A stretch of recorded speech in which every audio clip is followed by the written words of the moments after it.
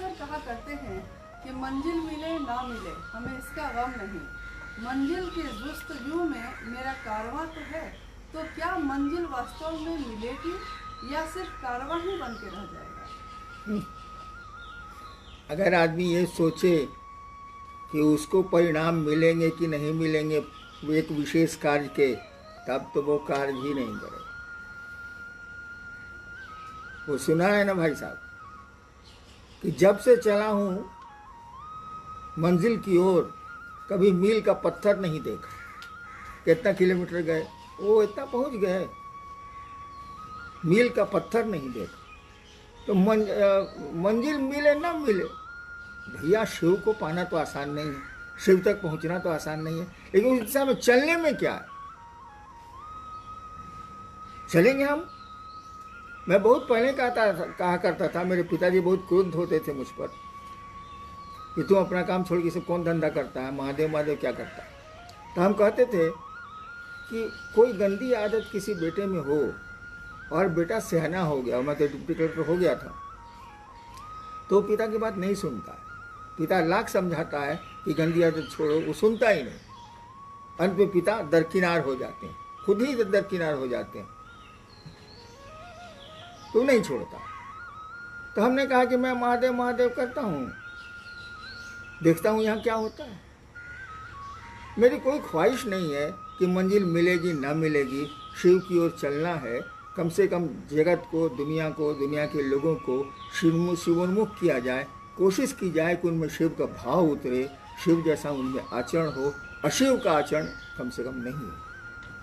जी, भाई ओम जी हैं विराटनगर नेपाल से, कि शिष्यानुभूति में आपने लिखा है कि किसी भी परिस्थिति में शिष्य के लिए शिव गुरु की मात्र साकार स्थिति स्वीकार नहीं है। तो गुरु की साकार स्थिति क्या है, निराकार स्थिति क्या है? किस स्थिति में हम निराकार को स्वीकार करें या साकार को अंगीकार करें? देखिए, आप भी साकार हैं कि नहीं है, इस पर संदेह, ये उनका सवाल है। ओम जी नेपाल से। ओम जी, आप शरीर हैं कि शरीर से अलग हैं? ये आपका शरीर है, ये एक पर्टिकुलर एक आदमी का शरीर है। आप तो मन भी नहीं है। क्यों? आपकी आप कहते हैं कि आज मेरा मन नहीं है, बाजार नहीं जाएंगे। जैसे आदमी बोलता है कि आज मेरा पाँव दर्द कर रहा है, मैं नहीं जाऊंगा, तो पाँव थोड़ी है। मेरी चप्पल टूट गई है, इसका मन आप चप्पल है। मेरा मन दुखी है, इसका मन आप मन है।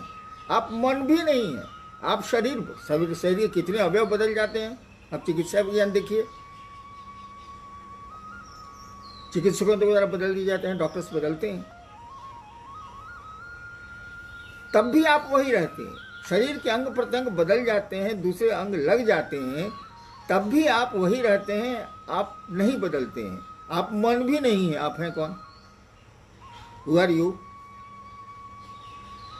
आप कौन है? वो साकार है कि निराकार है? अभी साकार है,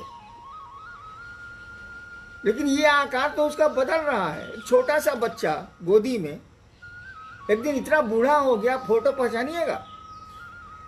मेरी बचपन की तस्वीर देख के जिसने नहीं जाना है वो नहीं कह सकता यही हरिनारायण है। बचपन का आकार बदल गया, शरीर बदल गया, रूप रंग बदल गया, सब बदल गया, लेकिन हरिनारायण तो है, वो बच्चा हो या बूढ़ा हो। तो देखिए, वो आकार तो बदला, हरिनारायण का कोई आकार तो है नहीं, अभी आकार है जो बदल रहा है, बदलता जा रहा है। इस शिव के साथ भी है, आकार माने तो शिव साकार है, आकार नहीं माने तो विश्व मूर्ति है। कहा ही जाता है नमस्ते नमस्ते वो विश्व मूर्ति, वो विश्व की मूर्ति है, दिशाएं उनका पोशाक है, अंबर है। तो व्यक्ति को जो मन करे, वो साकार स्थिति हो या निराकार स्थिति हो, कदम तो बढ़ाए। साकार को पकड़ना थोड़ा आसान होता है, लेकिन निराकार ही साकार कोई मान लीजिएगा तो नहीं चलेगा। हमको आप शरीर में मान लीजिएगा तो कैसे चलेगा? मेरे मरने के बाद एक सत्ता थी हरिनारायण, जिसने ऐसा किया, ऐसा किया, ऐसा किया, बुरा किया, अच्छा किया। इसीलिए निराकार साकार में बहुत माथा नहीं लगाना है। जो साकार है उसी में निराकार है, जो निराकार है उसी में साकार है। जी जी बहन नीलू जी हैं मिजोरम से। साहब आपसे सुना है कि लौकिक जीवन में पारलौकिक को शामिल करो तो जीवन सुंदर हो जाएगा, और पारलौकिक में लौकिक को शामिल मत करो। आखिर यह लौकिक पारलौकिक क्या है? इस लोक को जब आप परलोक के सिद्धांतों और कर्मों में शामिल करेंगे तो गड़बड़ है।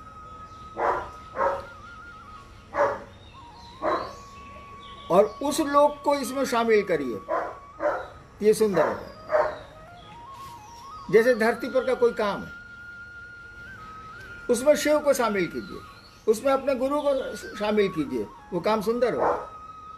आपकी थकान कम हो जाएगी, आपकी परेशानी कम हो जाएगी। विज्ञान कहता है कि सूक्ष्म कामों में किया गया या दूसरों की सहायता में किया गया काम में मन थकता नहीं है, शरीर थकता नहीं है, कम थकता है। तो क्या कह रहे थे?